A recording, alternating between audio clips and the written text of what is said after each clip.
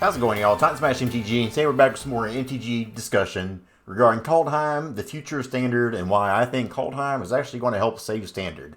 Now, I know right off the bat that sounds a little bit clickbaity, seems a little bit weird to talk about, but I really do believe it when I say that.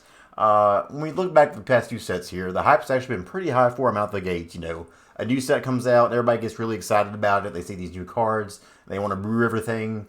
But every season, it seems like, for one, a lot of cards end up just not being good enough to see play like you think they will. So all that kind of hype goes away, and people get let down to see their cards aren't as good as they thought.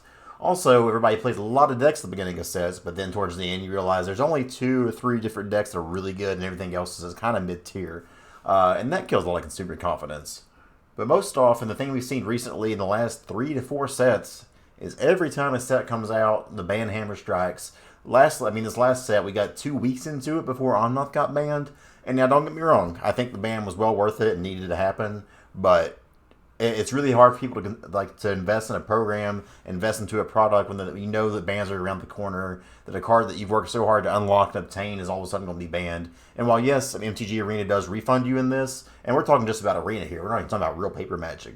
But in Arena, even if they refund you those wild cards, there's still other cards that you probably built to go along with the deck, and then if they ban it, you can't play it anymore.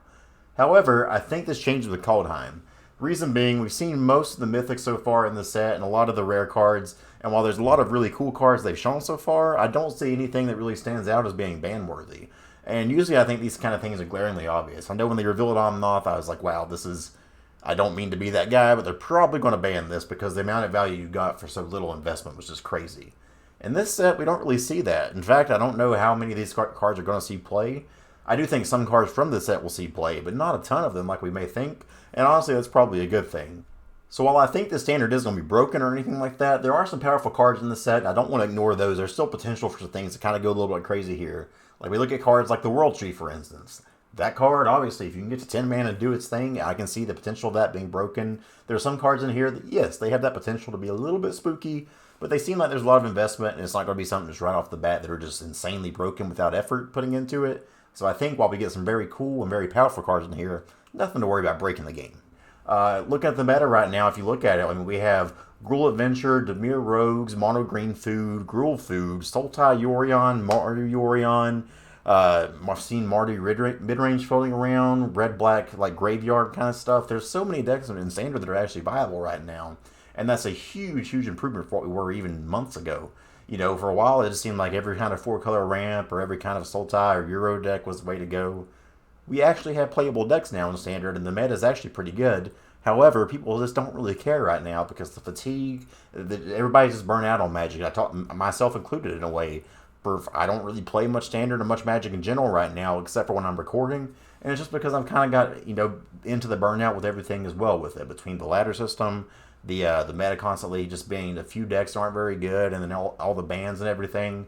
However, Kaldheim looks very sweet. There aren't any cards that stick out as being just overly oppressive and game-breaking. And then, like I said, the meta is actually good right now. So I think with the meta staying how it is right now and getting some new additions to it without breaking, we may actually have a really nice and exciting Kaldheim Standard, and I think Kaldheim's actually going to save the way Standard's been going.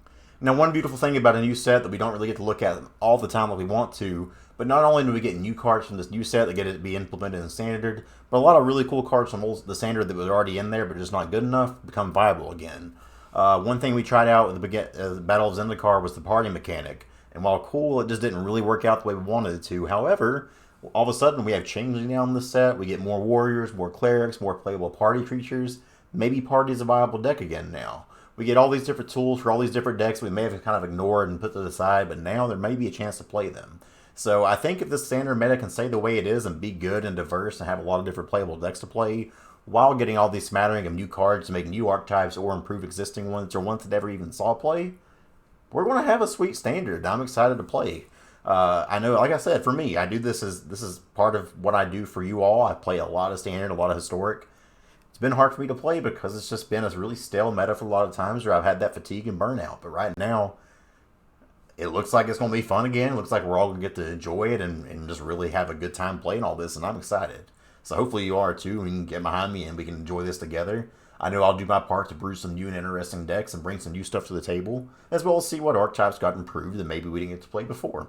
So that's really it. I know this is a really shorter video, and I apologize for that. We're going to get down to more spoilers later on in the week. We still might have some gameplay here and there between the new set coming out, but we really want to start focusing on the new cards and new decks. We have the early access event on January 27th, and I'll be streaming on that. Not sure what time I'll be streaming yet, depending on my actual work schedule, but I'll be streaming regardless that day. I'll be doing my 10 decks videos before that. We'll be bringing a bunch of new cool standard decks to the table, trying them out, playing against some other streamers, professionals, and just going up against the best competition we can to have some fun, test out these new cards to see what happens. So again, short video, apologize for that, but definitely not going anywhere. We got a lot of stuff in the works. Thank you all so much for the support. Let me know what you think about the new Kaldheim standard. What cards you think will be meta breaking? What cards you think will be good? Let's hear it. Thank you all for watching. Thanks for the support. Let's go!